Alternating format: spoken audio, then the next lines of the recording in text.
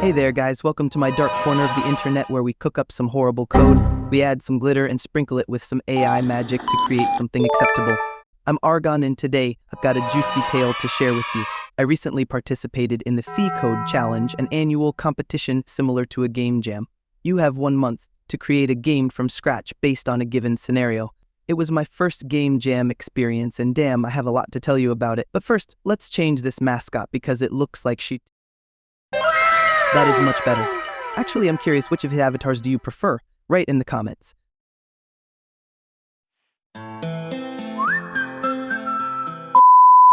So let's rewind a bit. In December, I discovered the competition and decided to sign up with 2 of my high school friends, but we had to make a decision to enroll in game dev or web dev. After some intense soul searching and maybe a round or 2 of rock, paper, scissors, we opted for both. One of us was good at web, I was good at game dev, and the third could help us both. So we had a chance to win 2 prizes, or at least that's what we thought.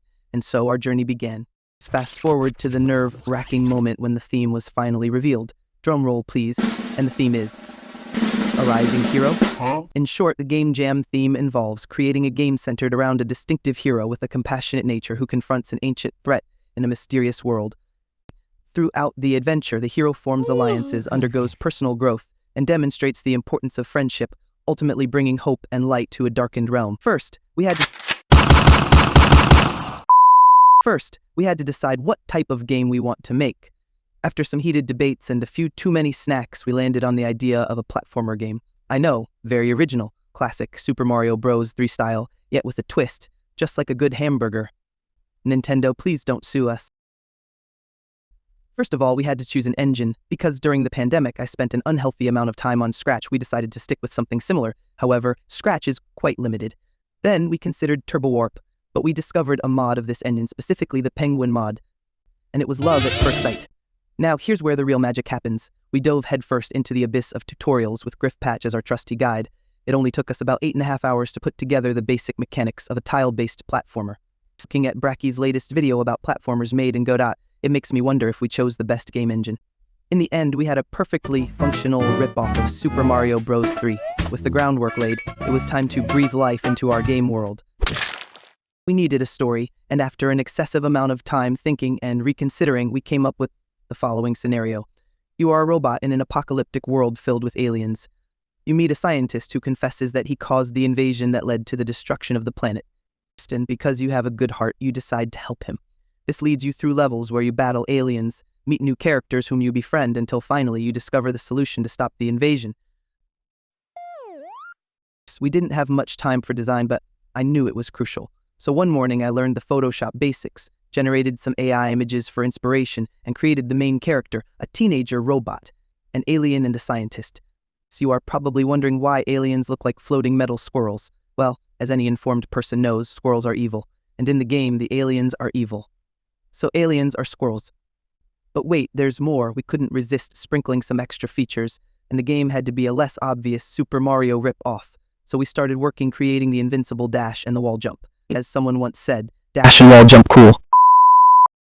After way too much caffeine and unsuccessful attempts, I managed to code the wall jump. Then I had to do the dash, which was quite simple, but I had embarrassingly many errors. In the end, at least, the new mechanics worked.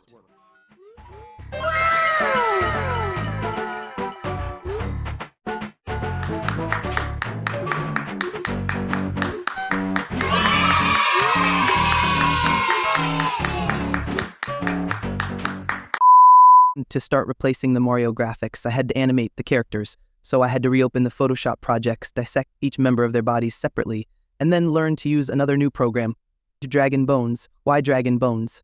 Because we wanted to use something bone-based and spriter despite the 3 hours spent trying to make it work, and the help received on its dedicated forum didn't want to run on my laptop. I quickly got used to Dragon Bones and the results were decent, I guess. With the animation ready, I tried to adapt Mario's code for our robot, which I named BH15, but it didn't go very well. I think I broke something because the animation stopped working and every time you jumped left or right, you activated the dash. Yes, I'm good at programming, but I solved the problems relatively quickly. I even added an idle animation and now everything works well. Impressive. This is impressive, disturbing, and makes me uncomfortable. And needed a place where you can select your levels and communicate with the other characters. so I thought that some kind of RPG area would be perfect. I immediately started coding the movement on the map. It was quite simple. It is much easier to do than the platformer mechanics. You just simulate the movement of the character, leaving him in the center of the screen and moving the map and the characters spread on it. In order not to be able to pass through the walls, I used 4 collision squares in the directions north, south, east, west to identify the walls. Then I had to create a suitable map for the game, and because I had no idea where to start, I tried mid-journey. It took some time until I got what I wanted, and even the final version had to be modified in Photoshop more than I would have liked. In the end, I separated the map into 64 squares because I had no way to work with such a large image. I made them move as they should and the map was ready. It was quite tricky to put together the text engine for the dialogue with other characters. However, thanks to the wonderful community and especially to MarkScratch33, check out his brilliant text engine in the description, I managed to get it working. After a few hours of errors, of course. I definitely wanted to add a mini-game, a platformer within a platformer, which if you pass, you hack the aliens and they will run away from you instead of attacking you. Cool, isn't it? Nice. The days kept passing. I didn't have much time left. I had already given up on the web dev part because the friend I told you was good at decided to focus on the physics and computer science Olympiads. I also had to learn C and French for the Olympics, but I didn't want to give up so close to the finish line. So I started working at the speed of light to finish everything. I generated some new characters, wrote dialogues, created a menu, and of course, created 5 increasingly difficult levels. I took care to add sound to the game. I chose various free sounds to use, and with the help of Suno AI and some audio editing in FL Studio 21, we have prepared some songs suitable for the game. And because we needed, according to the rules, the other friend from the team made a very cool trailer for the game. Look.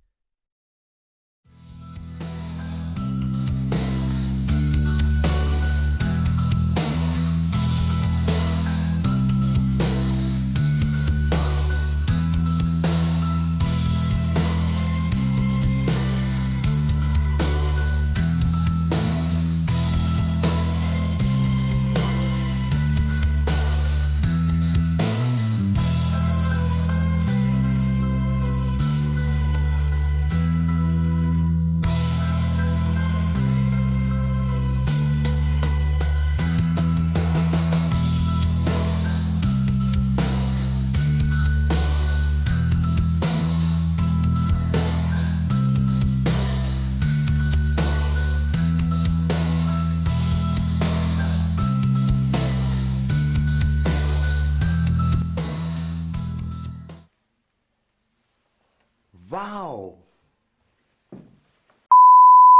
I spent the last hours before sending the project fixing bugs. I handed over at the last second, and then there were several days of even greater stress than before handing over the project.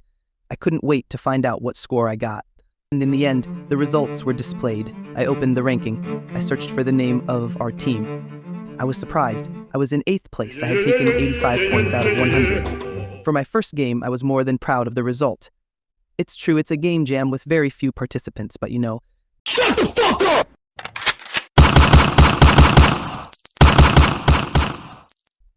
In the description you can find a link to a Google Drive folder where are the game files, animations, and in general, what I used to make it. You can find them in .snail format, not .pmp, because on the last day of the game jam, Penguin Mod stopped working and I changed to Snail IDE. It's the same thing, and you can also use them in Penguin mode. If you liked it or not, don't forget to like and subscribe.